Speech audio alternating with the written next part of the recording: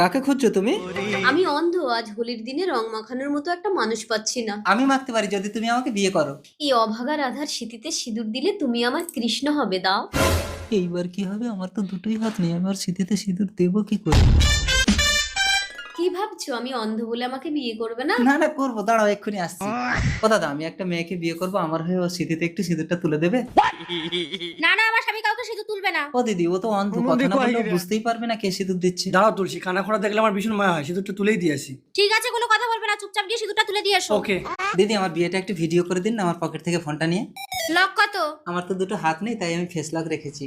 খুলেছে। যাও, করে দিচ্ছি। এসে গেছি, তাহলে আমি সিঁদুরটা তুলে দিচ্ছি রাধা। দাও গো দাও। দাও দাও। ভাল লাগে না। তুমি আমার কৃষ্ণ। এবার তুমি আমার মুখে রং মাখিয়ে এই মরেছে, এবার আমি